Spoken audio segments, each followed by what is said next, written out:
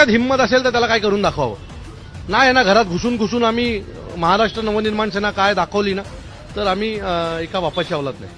आता मुलगा मराठीत बोल सांगतोय म्हणून त्याला जर या महाराष्ट्रात माफी मागावी लागत असेल तर हे आमचं दुर्भाग्य आहे. तुम्ही जाणार आहात का त्याच्यासोबत? 100% जाणार. मी आता डीसीपींकडे जाणार आहे. घडलेल्या घटनात याच्या विरोधात पोलीस स्टेशनच्या आतमध्ये जाऊन त्या लोकांनी घोषणाबाजी केली. एवढी हिंमत येते कुठून?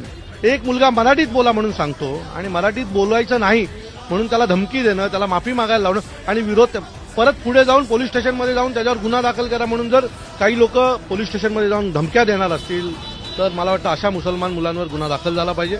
त्यांच्यावर ताबडतोब कारवाई झाली पाहिजे. त्याला धमकी देण्याची, त्याला मारहाण झाल्याची, त्याला धमक्यांमुळे तो घाबरला. हे बघा आता तो घाबरला. आता महाराष्ट्र नवनिर्माण सेना त्याच्या पाठीशी पूर्ण खंबीरपणे उभी आहे. कोणाच्यात हिंमत असेल तर त्याला काय करून दाखवावं. नाही ना घरात घुसून घुसून आम्ही महाराष्ट्र नवनिर्माण सेना काय दाखवली ना तर आम्ही एका बापाची औलाद नाही.